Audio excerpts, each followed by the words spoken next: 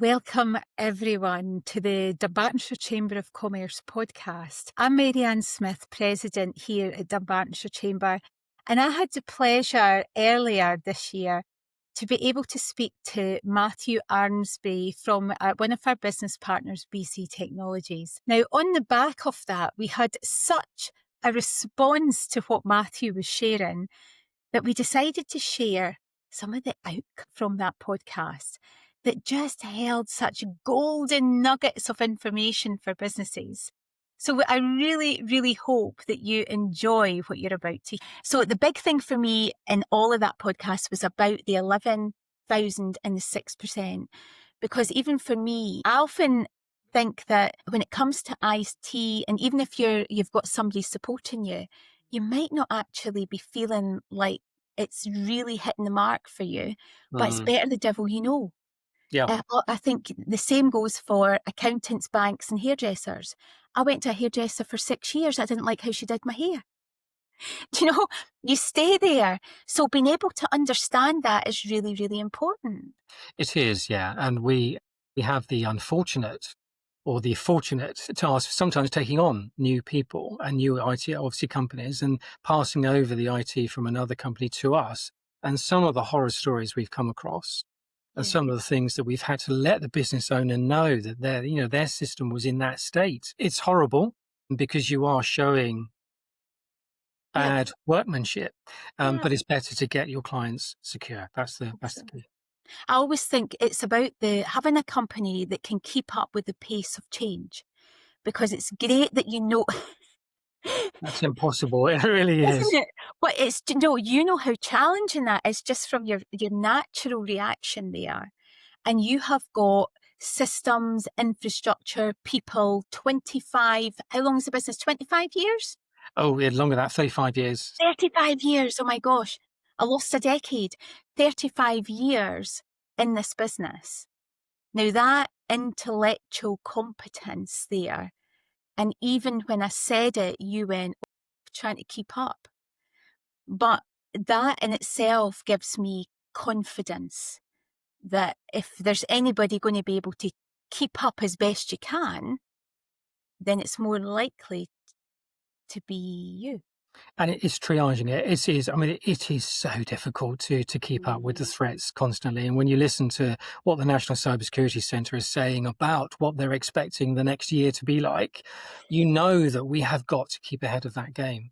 And those large organisations, and like I mentioned, Marks and Spencers, Jaguar, there are just so many people, and it's becoming just normal that these organisations will be hacked. Don't be one of those people. No. That's what we're here for, to help you not be one of them. But the thing is, for me, it's the big organisations that hit the news lines. Right? Yeah. You know, they're the ones that I switch on for the evening news and poof, it's up there. Marks and Spencers. And it can feel very distant to the small business owner. I mean, if we look, Yeah. 4% of all businesses in the UK make £1 million revenue. Only 4%. So the majority of businesses, I mean, I think there's about 75% are under 75,000 or thereabouts. Okay.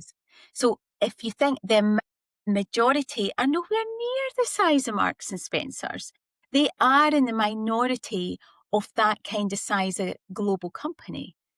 So you can feel quite distant from the problem. Oh, that's their problem because they're big. Yeah, there's two things to consider there. So when you think about the Marks and Spencers attack, and we'll stay on that conversation for a little bit, when they couldn't fill the shelves, all the suppliers to Marks and Spencers could not sell their wares to Marks and Spencers. So all of those smaller organizations, those farms and those food manufacturers, they were affected because they could not get stock to Marks and Spencers. Wow.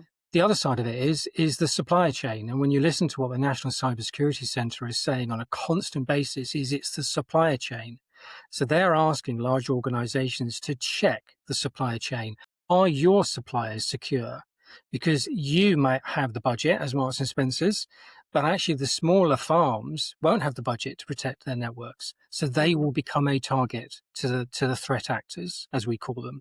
And they will get hacked because they know that they can get into Marks and Spencers through that small manufacturer that lives in Glasgow. That's a really relevant thing, because as being part of the Chamber of Commerce, we have businesses, smaller businesses, micro, small business level, coming to us saying, we would love to work with Marks and Spencers. We would love to work with Diageo's. We would love, how do we do it? How do we do it?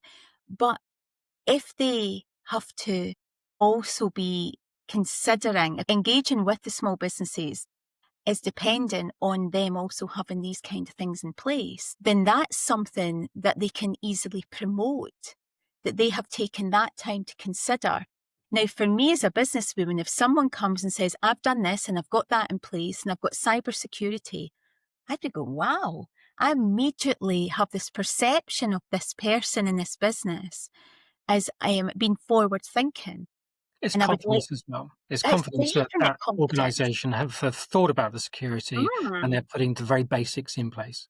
So the message there is, whether you're a sole trader, a micro business, small business level, there is real commercial value to be had potentially in having an effective cybersecurity policy in place.